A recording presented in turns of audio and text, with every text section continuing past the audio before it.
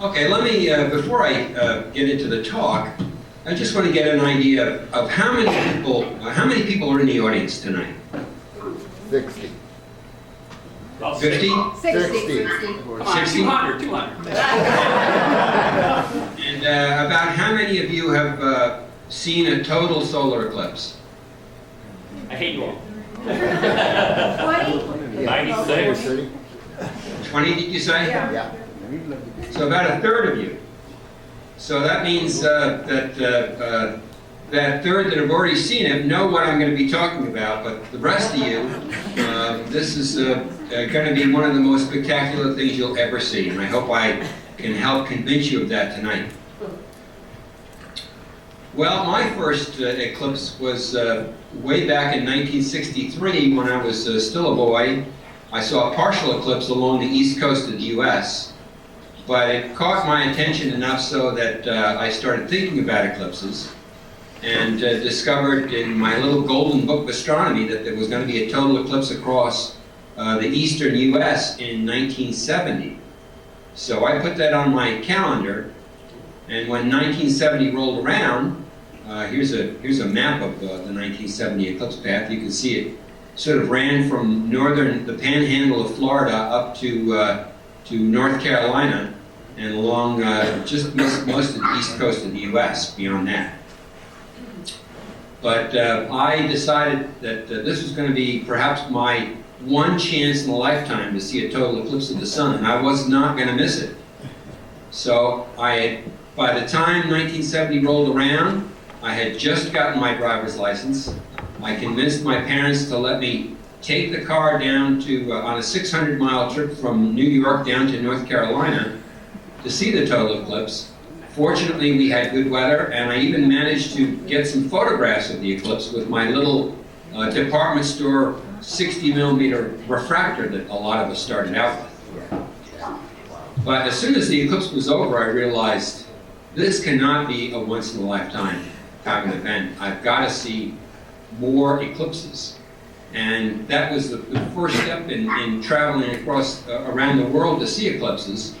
And to give you an idea of what goes on during an eclipse, I thought I'd show you some images and some video from an eclipse not too long ago, back in 2008. This was an eclipse path that crossed over near the North Pole into China and ended in across Mongolia and Russia and ended in China.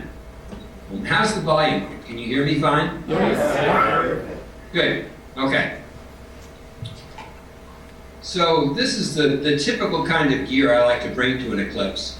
I'd like to bring a lot more, but this stuff will fit into 50-pound suitcases, along with a little bit of clothing for padding. But of course, next year I won't have those limits. But I usually shoot with a couple of refractor telescopes and some video cameras. And here's a wide-angle shot just as totality is beginning. That's me on the right and my wife Pat on the left, who, by the way, I met Pat on an eclipse trip in India 20 years ago.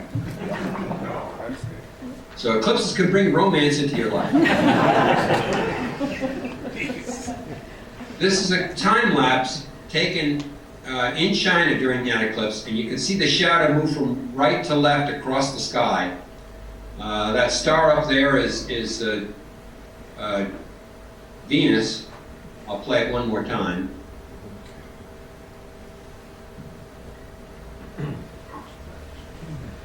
But it gives you a little bit of an idea of how quickly the sky gets dark in the seconds leading up to totality.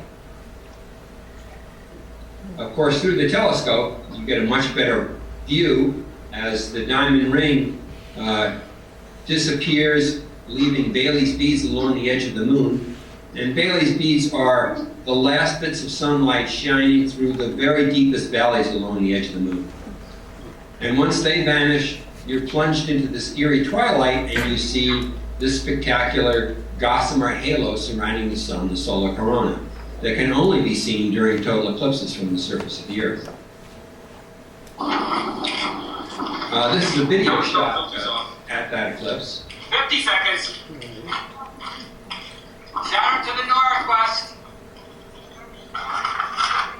30 seconds. 25.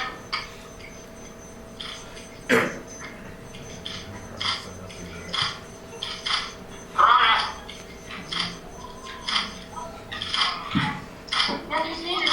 Venus.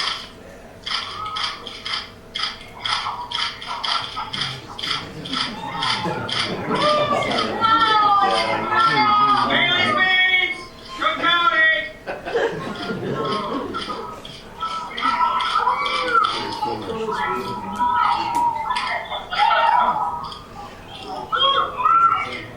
Look to your camera, Jeff. There's a prominence at 3 o'clock. You might be able to see it during the time. See it? The little pink thing? And we're going to jump ahead in the video to the last 60 seconds. Look at the horizon. 25 seconds. And watch the upper right-hand Oh, edge of look the how bright it's sun. getting. Look at the shape of the shadow cone. You see it? See it? See that heat up in there? 15 seconds. Chromosphere. 10 seconds. Chromosphere. 5 o'clock. See that, Jeff? Oh my God! Here it comes. Here it comes. Beans, Bailey's beans. Take pictures.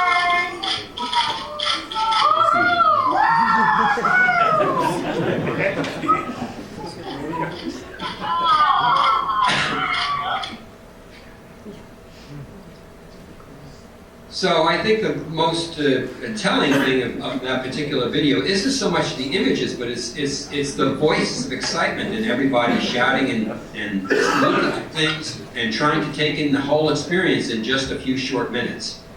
But they all end too quickly with Bailey's beads forming along the opposite side of the sun and the diamond ring again.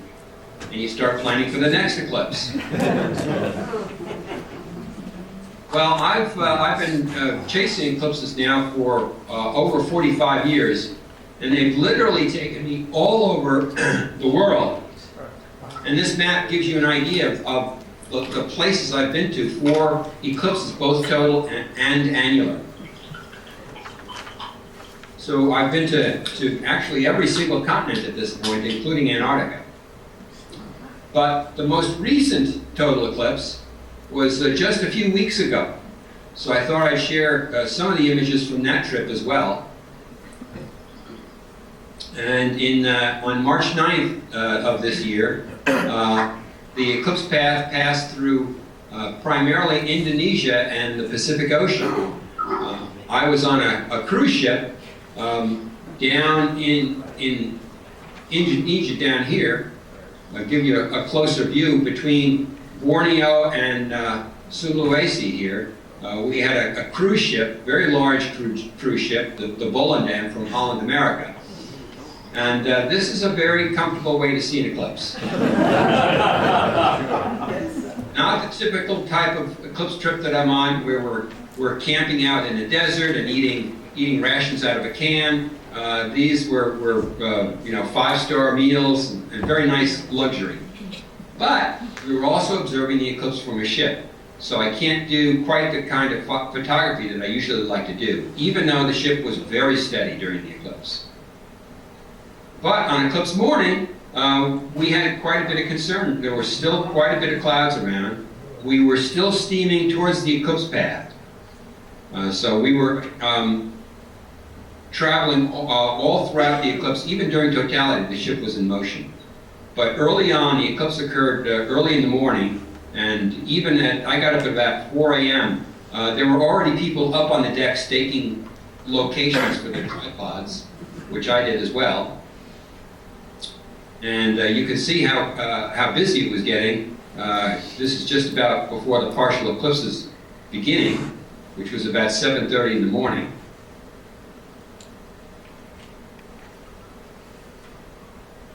And here I am looking a little bit puzzled with all my equipment trying to get ready.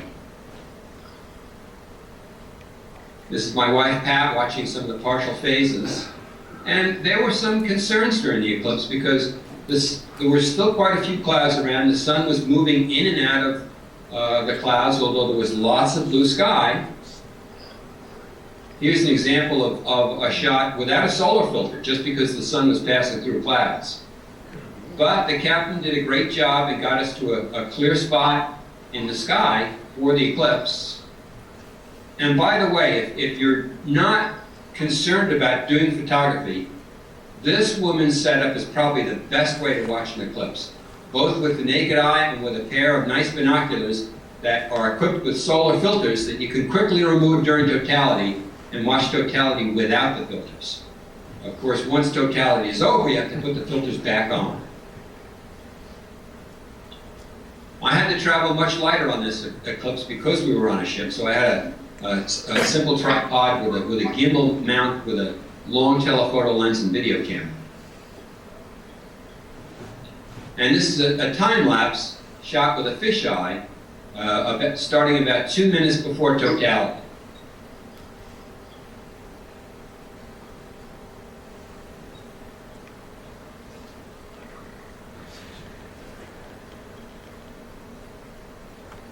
Now, the sky got quite a bit darker than this, but the automatic diaphragm in the camera sort of compensated quite a bit.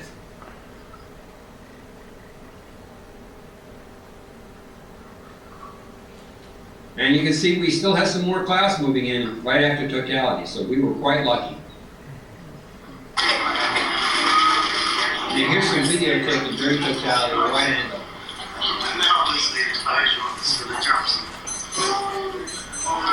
Always coming to the west. Not gonna rain. Just the shadow. Doors off.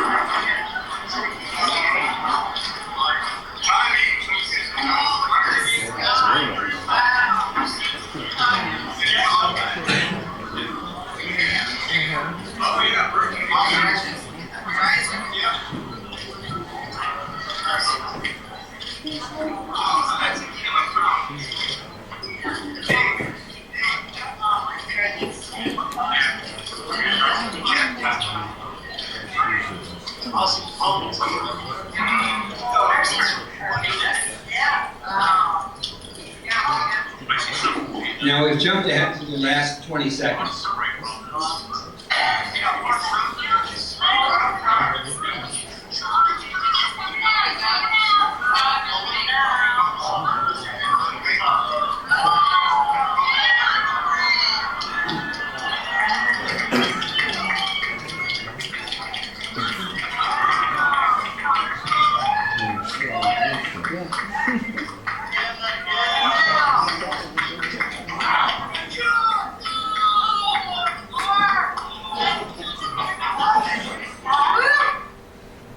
Well, that gives you a little idea of how dark it gets during totality. Here's the diamond ring right before totality begins, some Bailey's beads, into the corona. Interesting thing about a total eclipse is during totality, there is no correct shutter speed, no correct exposure. Every single exposure you use captures some other aspect of the eclipse. Here's a longer exposure capturing the middle corona, and here's a longer one capturing the outer corona. And this is something I usually do during eclipses, shoot a series of black bracketed exposures to capture the inner parts and the outer parts. The difference in brightness between these two regimes is 1,000 or 10,000 times, so no single photograph can capture it all. And I'll take this stuff as the raw material to go back home and do some processing and do some high dynamic range with the images and combine them all together into an image like this that looks closer to what you see with the naked eye. All the fine detail and the streamers visible with the eye or through binoculars. And even this falls short to what the view looks like with your own eyes. It's a wide angle shot with the eclipse above the horizon. Bailey's beads and diamond ring again. So it's time to start thinking towards the future. 2017 next year. It has been 38 years since a total solar eclipse, the path of a total solar eclipse, passed across the lower 48 states of the U.S. It hasn't been since 1979, and that eclipse occurred in February in the Pacific Northwest, where a good part of the eclipse track was cloudy. So the U.S. is long overdue for a total eclipse, and we're getting a great one next year. Just to remind you how large these shadows are, you can see the outer penumbral shadow is large enough to cover all of North America. And everybody inside that penumbral shadow will see some form of a partial eclipse. Whether it's, for most of the U.S., they'll see probably 70 to 80% or more of the sun eclipsed. But make no mistake, you don't want to see an 80% or a 90% or a 95% eclipse. You want to see 100%. You want to be in that narrow path of totality. It's only about 60 to 70 miles wide, and it traverses the country from coast to coast. It's only in that narrow path that you'll be able to see the corona and that eerie twilight that occurs during totality. So this particular map projection shows the entire path from one end to the other, and the path is about 8,600 miles wide. It takes the moon's umbra about a little over 3 minutes to, 3 hours to traverse that 8,600 miles. Of course, we're only interested in the 2,500 miles of the path that crosses the U.S. Before it hits the U.S. and after it leaves the U.S., it makes no landfall. So the U.S., the continental U.S., is the only piece of land in the path of this eclipse, really making it an all-American eclipse. When the moon shadow crosses the U.S. And crosses that 2,500 miles in an hour and a half, its average speed is almost 1,700 miles an hour. And the duration ranges from about 2 minutes to 2 3/4 minutes, depending on where you are.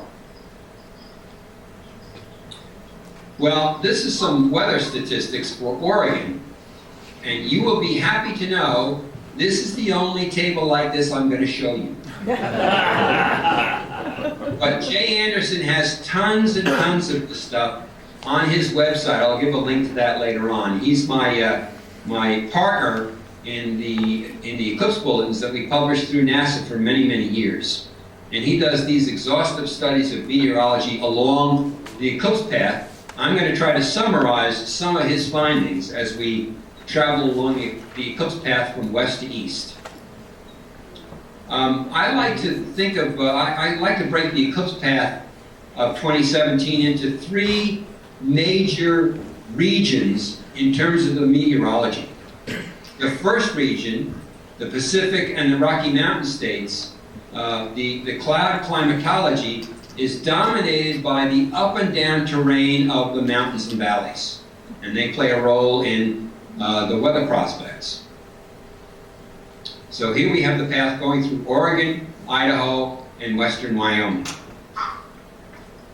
In Oregon, the eclipse path makes first landfall along the coast of Oregon at about 10:17 local time in the morning. These blue boxes I've got on here with percentages are the approximate percentage of cloud cover. You want small numbers. The smaller those numbers are, the less cloud you see. This one box to the far right that says 35%, underneath it there's a yellow figure that says 24%. The difference between those two numbers is the white percentage numbers are from satellite-based images of cloud cover. The yellow numbers is actually from ground-based weather information, typically from airports. And they tend to give a better estimate of the amount of cloud cover. The problem is we don't have very many airports along the eclipse path, so we have to rely an awful lot on the satellite data.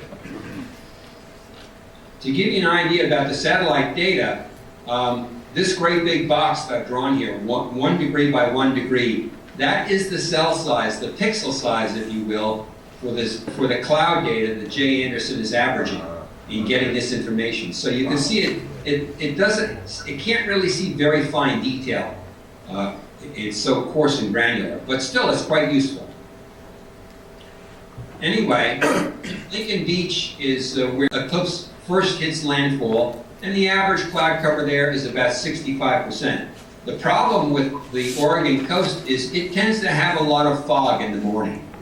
And this will be exacerbated by the fact that during the partial phases, when this cloud fog normally would burn off, it'll continue to linger. So that would be a chancy place to go. On the other hand, as the shadow crosses the coastal range along the west coast of Oregon, it dries out a little bit, sweeps over the Willamette Valley, where you can see the prospects get a little bit better with the average cloud down to 55%. But then as the shadow crosses over the Cascade Range in central Oregon, those are 10,000 feet high mountains, and they do a good job of drying out a lot of the moisture in the air, typically. So that by the time the shadow reaches the east side of the Cascades, you can see that the cloud amount has dropped to 35%, maybe even 24%. And this picture shows Madras, Oregon, which is being touted as the location with the very most, with the largest probability of clear sky during the eclipse. But I want to caution you that what we are looking at here is climatology. And on eclipse day, you don't get climate, you get weather. Very important distinction.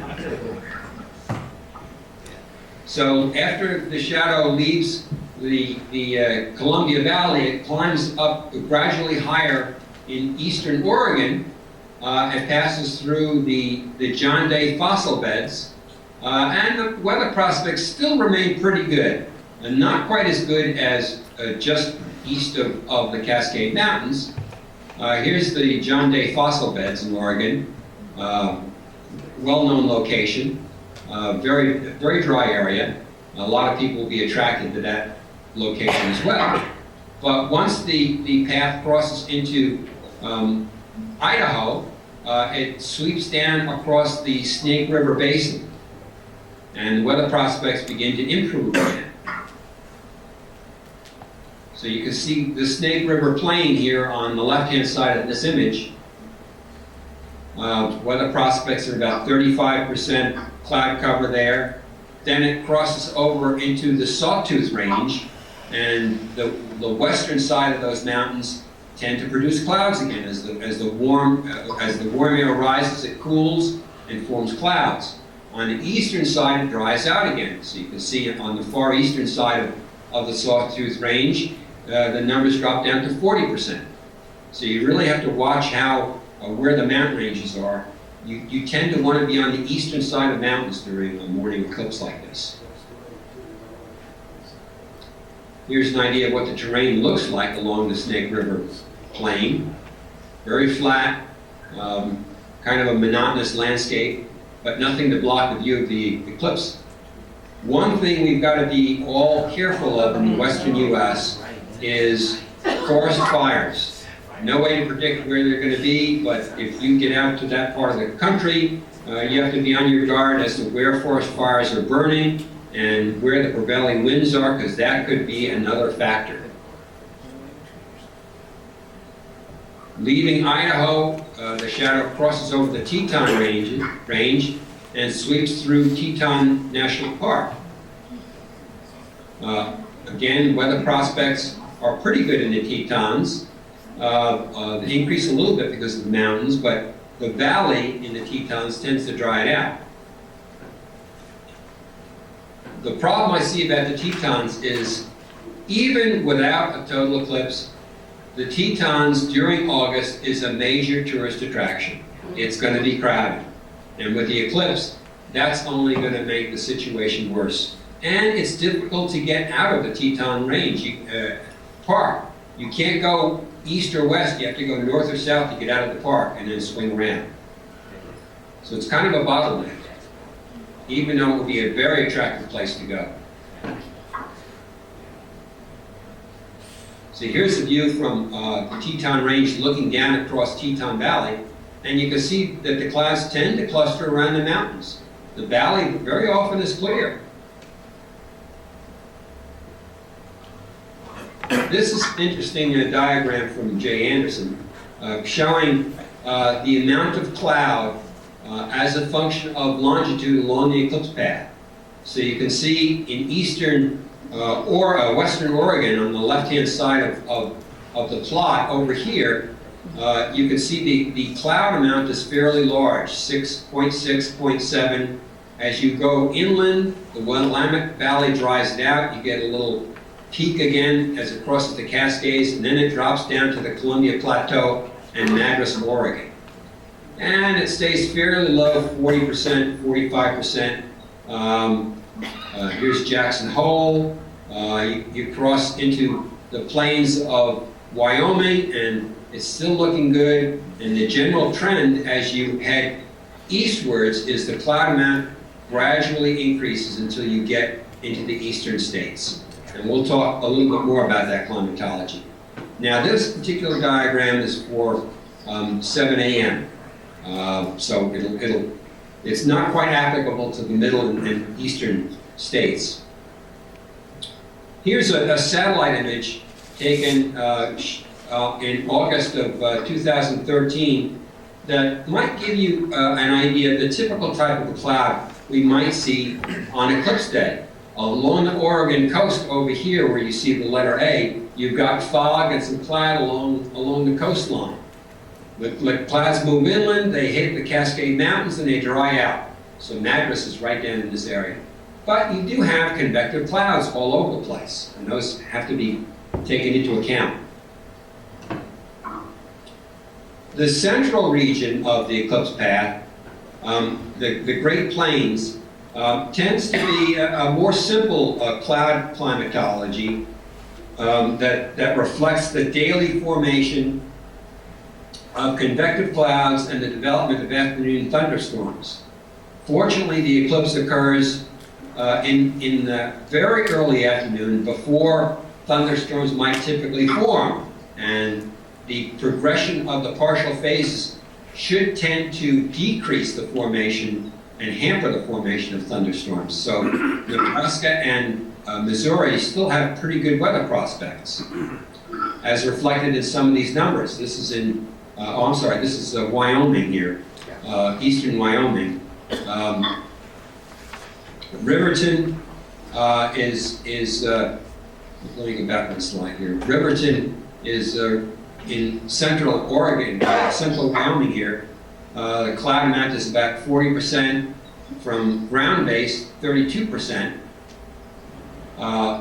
Casper, Wyoming, right here, the central line passes just south of the central city, 45% from satellite and about 40% from ground base. And Casper has been chosen by the Astronomical League to hold their national conference there. So it might be a fun place to go the week before the eclipse. I'll be giving a talk there as well. And it's a good, I consider it a good, people ask me, where am I going for the eclipse? I said, well, I'm starting in Casper. But it really depends on what the 24 to 48 hour weather forecast is before the eclipse, because I am going to be packed and ready to hit the road, going either maybe 600 to 800 miles east or west. And Casper is in a nice location because you've got good superhighways, interstates, going east or west to get out of there quickly if the weather doesn't look good.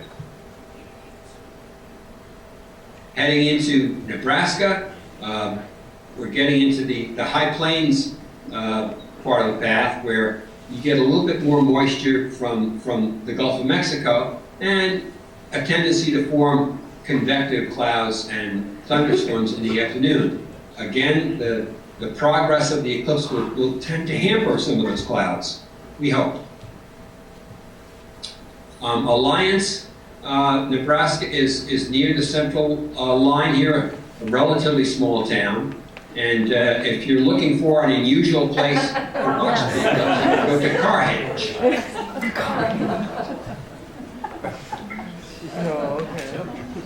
Central Nebraska, we've got Interstate 81 running along the south edge of the path through North Platte, Lexington, and further east it curves further into the eclipse path.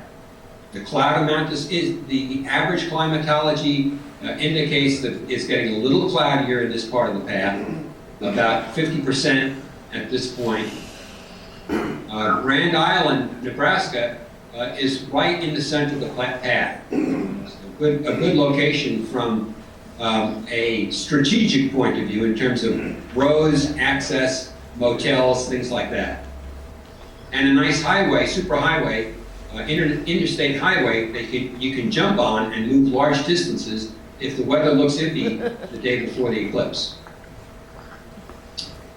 Crossing from Nebraska into Missouri, Kansas City is just on the south edge of the eclipse path. So depending on where you happen to be, if you're in Kansas City, if you're on the northern half of the city, you'll get a total eclipse, and if you're in the southern half, you get a partial eclipse. And you can see those weather percentages are slowly climbing as we go eastward across Missouri. Here's a close-up of Kansas City showing another interesting thing. These straight lines here give you the duration of totality. You can see how the duration drops very quickly as you get towards the edge of the path. 30 seconds, 20 seconds, 10 seconds when you're only a mile or two inside the path. This is an afternoon plot of the cloud amount. This is more applicable to the Missouri part of the path and the eastern part of the path. And you can see that upward trend again of the clouds increasing as you get into the eastern states.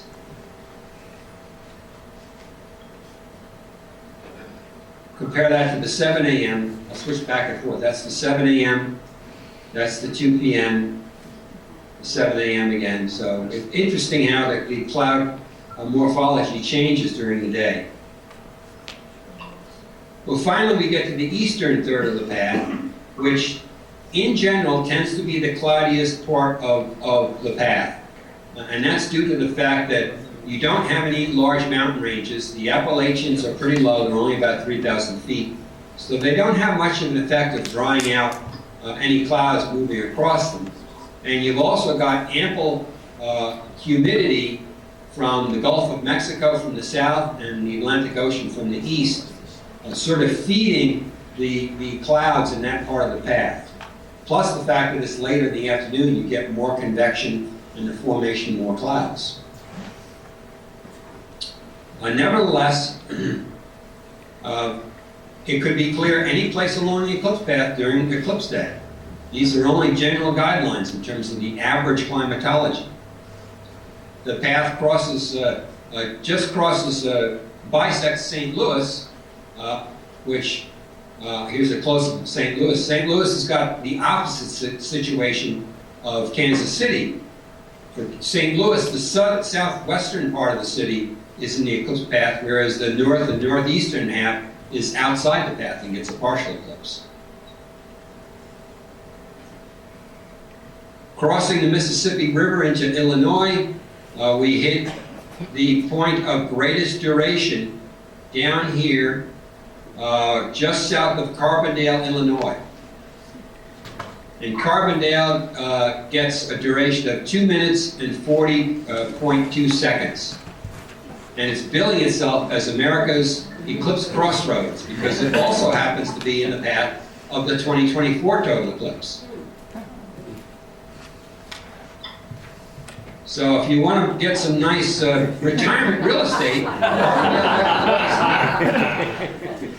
2 eclipses for 1. After leaving Illinois, the path crosses into Kentucky, where the point of greatest eclipse occurs, and it's actually 1/10 of a second less. The distinction is the instant of greatest eclipse is when the axis of the moon shadow passes closest to the center of the Earth. That's the definition of greatest eclipse. But you can see that the weather prospects in the blue boxes are decreasing in clearness, increasing in cloudiness. Nashville, Tennessee, down here, is the largest city in the path, and the weather prospects there are about 70% chance of cloudiness.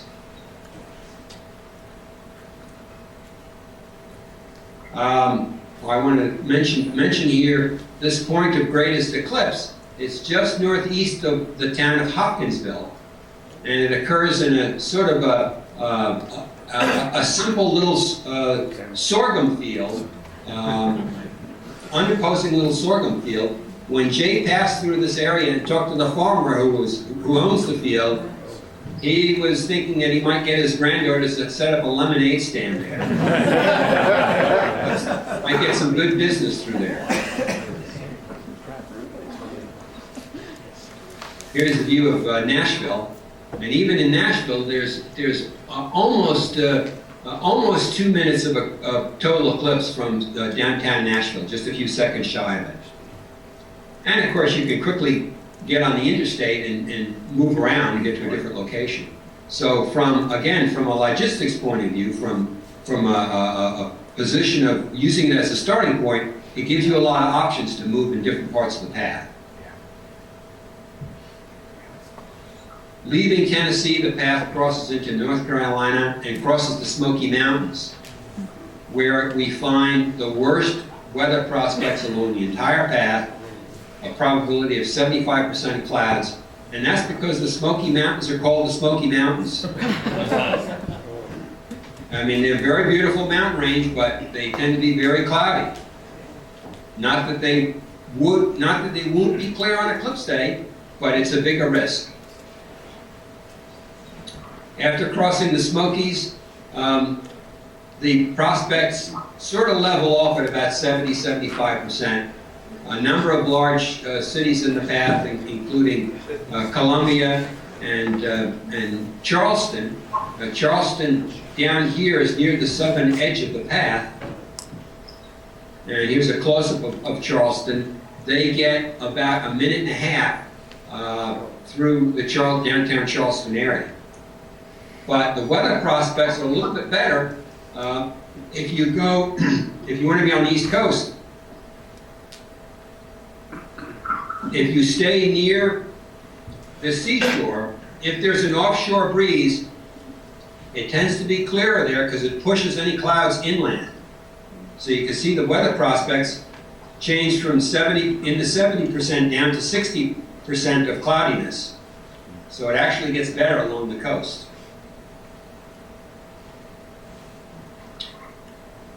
Well, where to go for more weather information and resources about the eclipse? Well, there's Jay Anderson's website, Eclipser, with lots of information about 2017, excuse me.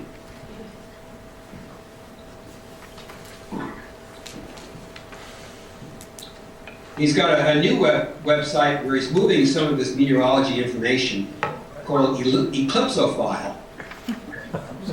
You can find that as well. I think he's posting his newer information on Eclipsophile. Michael Zeiler runs the GreatAmericanEclipse.com, and he's the guy who produces the most beautiful eclipse maps.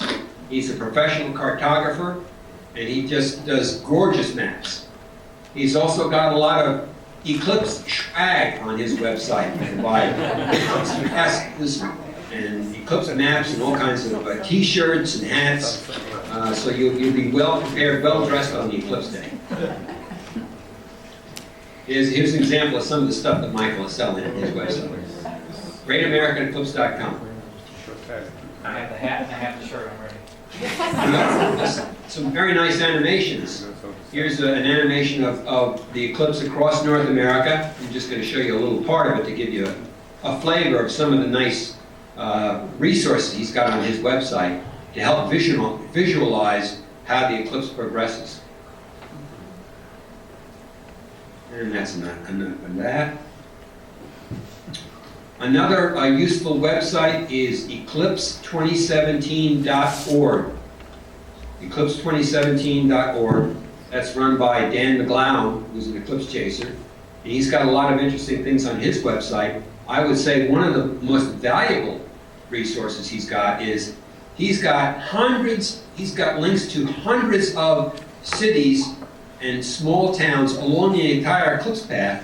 And if you click on any of those particular cities, he gives meteorological information and a current weather forecast. So it's a good resource to check in the days leading up to the eclipse for up to the minute information on various cities along the eclipse path.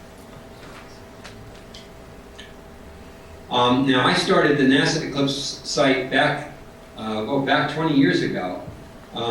Although the NASA site is still up and running, I don't really update it very much. Most of my new stuff goes on to my own new website called eclipsewise.com, where I've got a lot of detailed maps and things. I've got a special web page there dedicated for the 2017 eclipse, where you can find all kinds of links to various maps, tables, eclipse calculators for calculating times for various cities, and also a nice Google map with the eclipse path plotted on it. You can zoom into this map just like any other Google map, but the nice feature of this is if you click on the map anyplace, it will calculate the eclipse circumstances for that particular location, when the eclipse begins and ends, and how long totality lasts.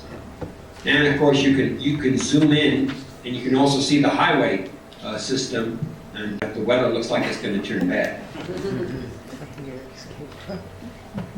So I'm not going to give you the web address. If you just Google Eclipsewise 2017 total solar eclipse, you'll find all this information. Now, for 20 years, Jay Anderson and I published the NASA eclipse bulletins, but we both retired in the past 6 or 8 years. So what to do? We couldn't get NASA to fund us any longer. We decided to self-publish.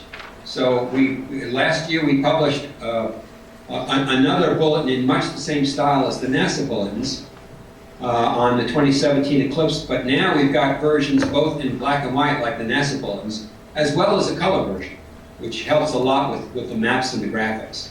And you can find that at astropixels.com/pubs. And I've published a second book called Road Atlas for the 2017 eclipse, which is a book of detailed maps at a high scale showing the eclipse path, which is great if you're in the car looking for clear skies and trying to see which road is going to take you into the center of the eclipse path. It also has curves of eclipse duration plotted on all the maps. Well, everybody in the family is involved here in my house. My wife has written a children's book on the eclipse next year, which is great for families and kids and beginners. Total Eclipse or Bust, again, that's on astropixels.com/pubs. And Mark Lippman and I, authors of Totality, Eclipses of the Sun, have finished a new book on the 2017 and 2024 eclipse. It's not published yet. Look for that towards the latter half of this year. This is only one of, I think, probably a half a dozen or more eclipses that you're going to be able to find on Amazon or at booksellers on the 2024 eclipse. There are quite a few authors putting out books on the 2017 eclipse. Now, my strategy for 2017, mobility, mobility, mobility.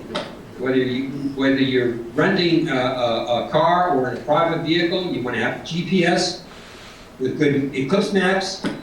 You want to arrive in the eclipse path at least a day or two before the eclipse, see what the weather is doing, and be ready to move. Make decisions 24 hours or 12 hours before if you need to move to a better location, and reevaluate your location, your observing location. Be ready to move. That's the real key with this eclipse. This isn't always possible when we're halfway around the world and you don't have nice interstate highways and you're traveling with a large group of people. But if you're just traveling by yourself or with just a couple of friends, you can be nimble and very mobile and be ready to react to the good forecast that we have 24 hours, 48 hours before. So there's no reason why you shouldn't hedge your bets and try to optimize no matter where along the eclipse path you are. Now, even though I gave all those weather statistics, I want to point something out. In 1991, before I met my wife, she was in Hawaii for the 1991 eclipse. The weather prospects for Hawaii, the climatology said there was a 90% chance of clear sky, only 10% chance of cloud. She was on the Big Island for 10 days. She had 9.5 days of beautiful weather. You guessed it. This morning it was cloudy. So the eclipse statistics, the weather statistics can only take you so far. You've got to be ready to react to actual weather forecasts rather than the long-range climatology. The climatology might help you take you to a particular part of the eclipse path, but you want to be ready to react when weather forecasts 24 to 48 hours become available. So you've got 2 chances coming up soon, but just keep in mind that if you decide to stay home and say, I'm going to skip 2017 because there's another in 2024, well, you might be clouded out of 2024. The weather prospects for 2024 aren't as good. They take place in April. It's not as sunny a month along most of the eclipse path. 2017 has more favorable climatology on the average. And besides, it gives you a chance to see totality twice, and there's nothing wrong with that. So I want to read one statement in closing that Mabel Loomis Todd wrote over 100 years ago. She was an eclipse chaser married to a professional astronomer. And she said, I doubt if the effect of witnessing a total eclipse ever quite passes away. The impression is singularly vivid and quieting for days, and can never be wholly lost. A startling nearness to the gigantic forces of nature and their inconceivable operation seems to have been established. Personalities and towns and cities and hates and jealousies and even the mundane hopes grow very small and very far away. I think seeing a total eclipse is the most spectacular thing you'll ever see, and I wish you all clear weather next year on August 21st. Thank you.